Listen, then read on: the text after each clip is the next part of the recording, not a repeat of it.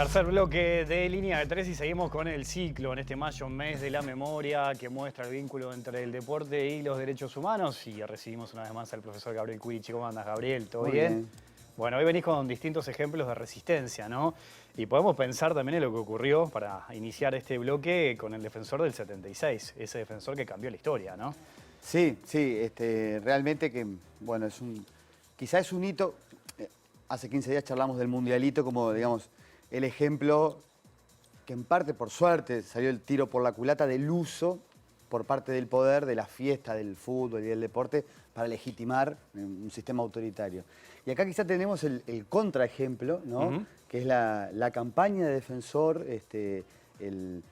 no solo el resultado de ser campeón, que además tiene un valor en sí mismo, porque dentro de la era del profesionalismo, desde el 1931 a la fecha, el 76, solo habían sido campeones Nacional y Peñarol. Sí. ¿No? Entonces ahí rompe una historia muy dura. Hay otros cuadros que fueron campeones antes, pero en la era amateur, que también hay que contarlos, ¿no? Pero además el contexto, porque el defensor del 76 era un equipo con una propuesta novedosa, que bueno, daría para charlar muchas cosas, ¿no? Pero además su principal referente, o sea que tenía jugadores de todo tipo, era digamos, el profe de León, que era declaradamente izquierdista, comunista, su hermano perseguido, pero además Defensor era un club que tenía ya una tradición de cierta resistencia, porque por ejemplo la familia Francini, que tiene una parte militar, pero eran militares constitucionalistas, antidictatoriales, era como un espacio. No es que el Defensor haya sido la contracara a la dictadura, pero que saliera campeón con un fútbol distinto, con un DT que tenía una propuesta novedosa, que además esto da para mucho, ¿no? Pero yo pensaba, ¿no? Cómo le endilgaron lo del antifútbol a Defensor, quizá porque venció a Nacional y Peñarol, sí. Y la mayoría también del entorno vinculado a las grandes audiencias, y, ¿no? Es decir, acusar a un cuadro que jugaba distinto de ser antifútbol, porque en realidad lo que hizo bueno, no en realidad, era un gran estudioso, pero empezó a aplicar tácticas del básquet, ¿no? Y digamos, del pressing. La presión alta. Podría ser la presión alta, ¿no? Y claro, una cosa de limitarle la pelota al rival y jugar arriba. Claro, un revolucionario, ¿no? Más que antifútbol, un revolucionario. Totalmente, ¿no? Incluso hay cosas que, bueno, por citar un caso nomás, que Pacho Maturana dice que cuando fue a Colombia, de León generó la revolución para que Colombia fuera la que conocimos todos, ¿no? De ese gran cambio con, bueno, después el Pío Valderrama, los jugadores. Sí, una generación pero total. Ese fútbol total lo aprendieron ellos con De León, ¿no? Y otra cosa que bueno, que digo que está bueno para pensar también, ¿no? De esos espacios como donde la resistencia capaz que no es política o de declaraciones, pero hacer algo diferente genera, ¿no? Bueno, esta alegría de mucha gente, lo cuentan muchos de los protagonistas, ¿no? De que, bueno, lo seguía más gente a Defensor porque se sentía que era una alternativa. Bueno, no lo sigue más gente solamente que no es hincha de Defensor, sino que lo sigue el principal relator, que es Víctor Hugo Morales, ¿no? Que dice, bueno, acá hay algo distinto, empieza a acompañarlo. Bueno, también eso creo que jugó un rol importante para que hubiera cierta garantía de que, digamos, la campaña de Defensor podía tener un carril normal, porque eran los ojos de Víctor Hugo, claro, que era el más escuchado, un ¿no? relator y una transmisión más escuchada que estaba haciendo, como decís bien, Gabriel, la garantía de, bueno, de ver qué estaba pasando en los partidos de Defensor, ¿no? Exacto, ¿no? Entonces ahí hay toda una historia que me parece que es fascinante. Bueno, ahí se ve la imagen de Pedrín Grafiña, pero además, bueno, el plantel tenía cosas también muy interesantes, ¿no? Grafiña, bueno, que estuvo perseguido en Chile, que viene acá y casi no lo dejan jugar, que lo llevan preso una vez y lo ayudan a salir los Francini y Luis Cubilla, ¿no? Que Luis Cubilla integra el plantel, connotado explícitamente pachequista, digamos, defensor en parte del régimen, pero que sabía que Grafiña era un buen compañero, un buen tipo, que era un jugador de fútbol que lo perseguían por sus ideas y ayuda a que lo liberen, ¿no? Entonces, había una combinación, incluso varios destacan, y acá yo quiero, no siempre digo... Ahí mostrar tu cámara. No, esto quizás porque en mes de la memoria, este libro de Santiago Díaz vale no solo para hinchas de Defensor, que obviamente que lo tienen que tener en la gloria, pero es un muy buen libro de historia también, porque va recorriendo partido a partido qué pasaba en el país y en la región, ¿no? Es muy fuerte. Sí, para recordar el año 76, por ejemplo, que es el año donde aumenta muchísimo la represión. Bueno, el 77 también va a ser terrible, ¿no? Pero, bueno, el 20 de mayo lo recordamos justamente a propósito de los asesinatos en Buenos Aires en el año 76.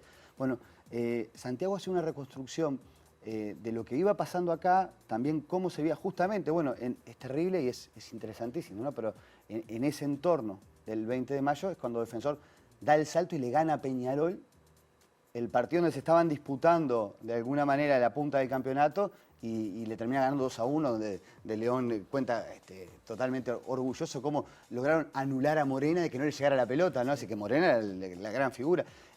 Pero el libro te va mostrando justamente esas cosas, ¿no? Como en aquel contexto del 76, por ejemplo, las reuniones de plantel eran espacios donde se charlaba de muchas cosas. No es que el profe de León bajara línea política, es decir, Cubilla discutía con Pedrín Grafiña, otros tenían su... Pero había como una comunidad que de alguna manera podía sortear lo peor de la dictadura. Y hay muchos testimonios interesantes, pero Gerardo Caetano, que nosotros los profes de historia lo admiramos mucho y lo queremos mucho, ¿no? Que era jugador de aquel Defensor y que también había tenido una peripecia vital muy compleja, y lesión después y recuperarse, cuenta cómo era una comunidad Defensor. Que, claro, lo que tienen las dictaduras, que también está bueno para pensarlo, es que anulan la posibilidad de que los colectivos sientan que la gente se dignifica siendo diferente. La dictadura te impone un orden, te prohíbe cosas, ¿no? Que un equipo de fútbol fuera un lugar en donde hablar de otras cosas, mejorar como profesional, tener la posibilidad incluso de ver gente de diferentes ideologías, es súper valioso, ¿no? Y creo que, bueno, esto... Hay mil historias, por eso recomiendo mucho el libro, ¿no? Pero se remata con eso de dar la vuelta olímpica al revés, claro. ¿no? Es decir, entonces, ahí me parece que tenemos todo un caso muy lindo de cómo, esto también da para pensar, ¿no? Más allá de lo más oscuro que pueda ser el autoritarismo, igual la sociedad, la humanidad, y en este caso el deporte, encuentra mecanismos para recuperar la dignidad, para hasta recuperar la alegría, ¿no? Que el fútbol en buena medida, ya que no podía haber otras especies, estaba todo prohibido. O sea, porque uno lo ve así, es el año donde avisan que no va a haber elecciones. Sí. ¿No? Así, donde claramente la dictadura se pone mucho más dura. Se recrudece también, ¿no? Terrible, y además, bueno, el libro de Santiago lo va contando, ¿no? Van apareciendo, es terrible de verdad, ¿no? Las noticias en los diarios, por ejemplo, los cuerpos que aparecen en el Río de la Plata.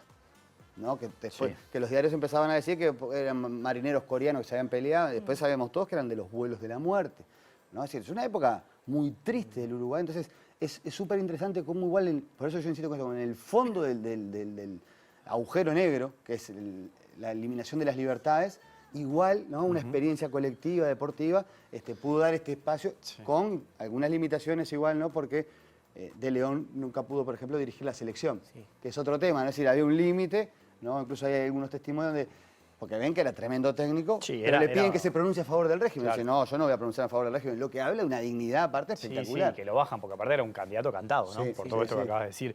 Vos querés también mencionar lo que ocurrió en Brasil con la democracia corintiana, bueno, ¿no? me parece que hay varios puntos de contacto ahí, porque es un poquitito después, ¿no? Pero, aunque la dictadura de Brasil fue más larga, pero en Corinthians hay un cambio muy interesante a partir de una nueva directiva sobre fines de los 70, que trae a un sociólogo que propone que el club empiece a funcionar de manera democrática. Es algo parecido, pero hasta, bueno, como todo, a lo brasileño, ¿no? A nuestra escala, porque podríamos decir que Defensor en parte también es un cuadro mucho más democrático, ¿no?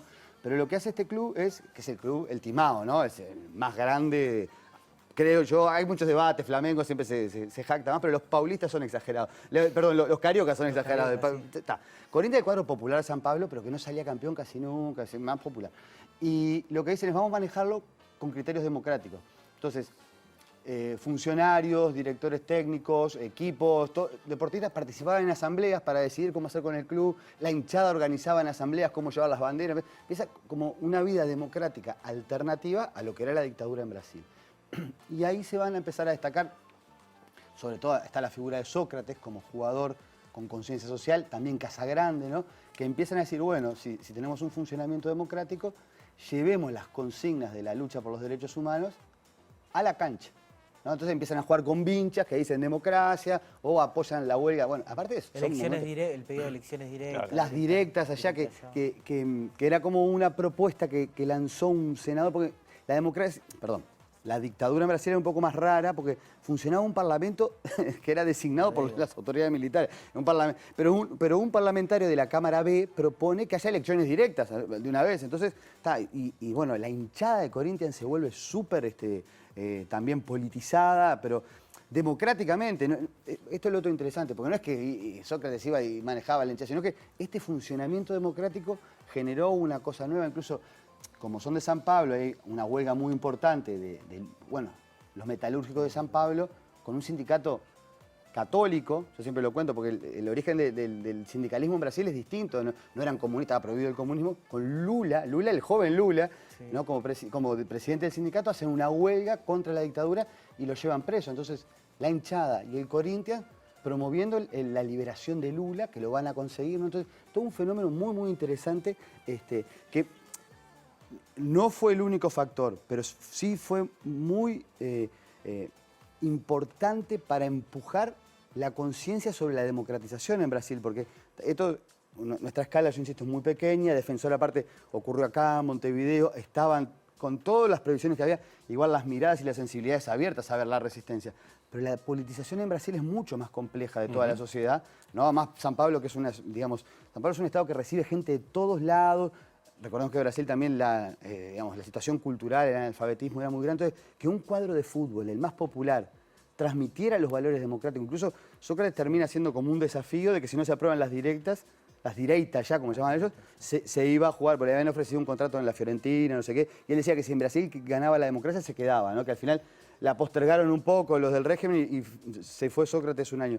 Pero todo eso me parece que es interesante. Yo ponía en la planificación de la columna un detalle para ver, ¿no? Y quizás muchos lo vieron, pero cuando se dio ahora en enero de este año el intento de golpe de los camioneros y los fanáticos bolsonaristas antidemocráticos, las rutas de San Pablo las liberaron los gaviões, que no sé cómo se dice en portugués, Gaviões da Fiel. Gaviões da Fiel es el nombre de la barra del Corinthians, ¿no? Que también pasó lo mismo con algunas hinchadas mineiras, porque en Brasil las hinchadas han tenido también esto de lo que pasó con el Corinthians, no en todos los casos, pero en algunos de tener un comportamiento de club. Bueno, en Uruguay también, bueno, hay una parte, la otra vez estaba, ¿no? Peñarol antifascista. Lo hemos visto, claro, el bolso antifascista y el hinchada con memoria de Peñarol y gol a la impunidad. Nos quedan 2 minutos, Gabriel, pero te querías referir a algo de Chile también, ¿no? Bueno, y en Chile hay un caso que es impresionante, es terrible, ¿no? Porque es el máximo goleador de Colo-Colo y en aquel momento de la selección, en la dictadura de Pinochet, ¿no? Caselli, que le decían el rey del metro cuadrado. Yo no, vi algunos videos. Carlos Caselli. Carlitos Caselli, que va a la selección y cuando la selección va a ir al Mundial del 74, él era de izquierda, a su madre la habían llevado presa, la habían torturado, no sé qué. Pero la selección tiene que ir al Palacio de la Moneda, donde está Pinochet, y cuando tiene que saludar a Pinochet, baja los ojos, no lo saluda, ¿no? Pinochet se hace el rápido, no sé qué. Lo desafectan después de la selección. Se pierde el Mundial, sí. No lo dejan ir. ¿No? Y él, bueno, sigue siendo un gran jugador, después logran que para el otro esté, ¿no? Va a estar en el 79, pero Carlos Caselli termina como futbolista haciendo la campaña por el no a la constitución de Pinochet en el año 80. Fue una constitución que fue plebiscitada con un fraude total, porque Pinochet era, digamos, en ese sentido no tenía ningún prurito. Y él vuelve a militar con la madre, hay un video que es muy, muy conmovedor, con la madre, ¿no? Ya siendo futbolista también en sus últimos años.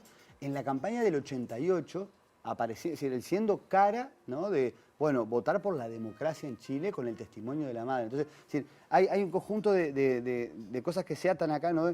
Referentes que en el deporte trascienden eso, tratando de luchar por la democracia y que me parece que se atan con esto que también estamos viviendo, ¿no? Es decir, el fin de semana, entre la marcha y todo eso, la cantidad de instituciones, que ya lo vimos el año pasado también, creo que la pandemia ayudó mucho a que se expresara más públicamente en redes, ¿no? Pero es decir, no está separada la vida deportiva, de la vida política, de los derechos humanos, de la construcción de personas. Incluso, mire, yo me quedaba pensando ahora con el primer bloque, ¿no?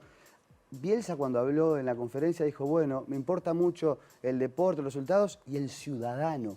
Dijo ciudadano, no dijo el hincha, es decir, porque el deporte se convierte en algo nuestro, ¿no? También de ser mejores personas, también ser mejores hinchas y no ser tan fanáticos, ¿no? Y bueno, yo creo que ahí hay toda una cuestión de, si también empezamos a vivir el deporte como derecho, ¿no? Va a ser mejor también hasta saber perder tranquilo. Sí, ese discurso de Bielsa fue un poquito más allá del fútbol, me parece, con esos términos que utilizó, que fueron muy pensados además, no fue que lo dijo por decir. Gabriel, gracias, completísimo como siempre. Te esperamos la próxima, porque quedaron cosas por hablar. Chilín, ¿nos vamos? Nos vamos. Volvemos. Hasta el otro lunes. Hasta el próximo lunes, volvemos el lunes que viene. Que pasen bien, chao.